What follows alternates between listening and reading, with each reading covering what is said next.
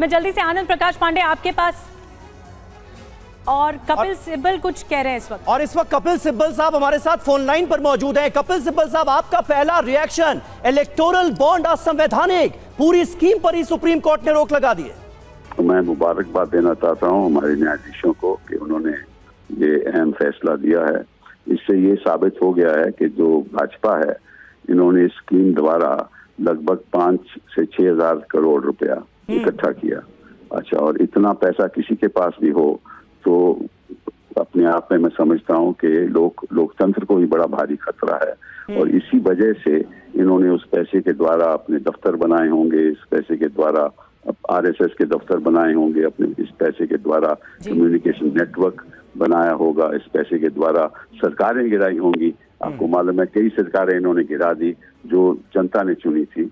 तो इस पैसे का जो दुरुपयोग हुआ है वो अभी साबित हो जाएगा, क्योंकि ये सारी जो स्कीम जो जजमेंट है सुप्रीम कोर्ट में, न्यायाधीशों ने कहा है कि 3 हफ्ते में स्टेट बैंक ऑफ इंडिया को बताना पड़ेगा इलेक्शन कमीशन को कौन कौन लोगों के बॉन्ड आए थे, किसके नाम पे आए थे। और उसके बाद 1 हफ्ते के बाद, दैट मीन्स 13 मार्च को ये जो सारे नाम हैं ये जनता के सामने। तो इसे आप सिर्फ बीजेपी से ही जोड़कर क्यों देख रहे हैं? ये तो मतलब सारी पॉलिटिकल पार्टीज पर लागू होगा, तो इलेक्टोरल बॉन्ड के जरिए कितना आया सबको बताना होगा। बीजेपी को गया है ना, सबसे ज्यादा पैसा बीजेपी को गया है ना। साहब, यही बात डिस्क्लोज होगी शायद, सॉरी यही बात डिस्क्लोज होगी 3 हफ्ते में, जो एसबीआई अपनी वेबसाइट पर भी करेगा और इलेक्शन कमिशन की वेबसाइट पर भी होगा। ये डायरेक्शन है, ये सुप्रीम कोर्ट की डायरेक्शन है।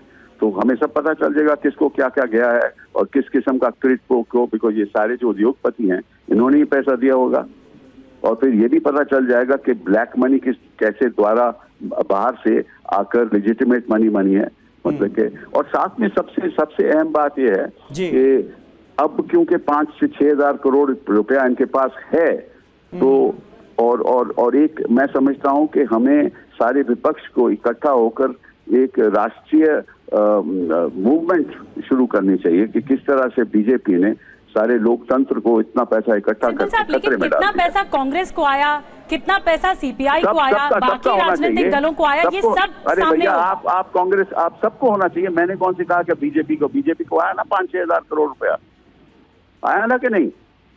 तो मैं कौन सा कह रहा हूँ कि बाकी दलों के का पता नहीं करना चाहिए, सबका पता होना चाहिए। सरकारें हाँ बिल्कुल, हम कौन सा कह रहे हैं कि नहीं। बट जितना सबसे ज्यादा पैसा तो भाजपा को गया ना, तो आप मुझसे यूं सवाल कर रहे हो कांग्रेस का। सभी राजनीतिक दलों को क्यों? अगर स्कीम आएगी तो निश्चित रूप से इसका उपयोग होगा और दुरुपयोग भी होगा। आपको लगता है सिब्बल साहब कि जिस तरह से अब अप्रैल 2019 से लेकर अब तक एसबीआई को यह डिस्क्लोज करना पड़ेगा कि किस पॉलिटिकल पार्टी के खाते में इलेक्टोरल बॉन्ड से कितने चंदे गए, तो ये ऑपोजिशन को एक बहुत बड़ा हथियार मिल गया है क्या? बहुत बड़ा, और चुनाव से पहले, और निश्चित रूप से एक बड़ा भारी राष्ट्रीय अभियान शुरू होगा इसके द्वारा। अच्छा, और आपको लगता है कुछ पारदर्शिता आएगी? क्योंकि जब कंपनी एक्ट में संशोधन किया गया और इलेक्टोरल बॉन्ड स्कीम लाई गई, तो उसके पीछे भी रीजन यही दिया गया था कि भाई पूरे प्रोसेस में हम चाहते हैं पारदर्शिता है। नहीं, ये तो कह रहे थे कि हम ब्लैक मनी को खत्म करना चाहते थे, लेकिन तो इसका तो ब्लैक मनी से कोई ताल्लुक ही नहीं है। ये तो सारा व्हाइट का पैसा है, तो ब्लैक मनी का क्या ताल्लुक है इसमें? और इसका इलेक्शन से भी कोई ताल्लुक नहीं है, क्योंकि ये पैसा इलेक्शन में तो खर्च हो नहीं सकता, क्योंकि इलेक्शन में तो कोई भी उम्मीदवार लोकसभा का वो 95 लाख से ज्यादा खर्च नहीं कर सकता। और कोई उम्मीदवार एमएलए 45 लाख से ज्यादा नहीं खर्च कर सकता, वो तो अपने खर्चे दिखाता है। तो ये पैसा तो केवल भाजपा और बाकी पार्टियों को गया ना। तो सिब्बल साहब, आप कह रहे हैं कि आप क्योंकि वकील भी हैं, तो आप ये कह रहे हैं कि अब जो जानकारी आएगी, सामने आएगी, उसके जरिए बड़े खुलासे हो पाएंगे, आपको लगता है?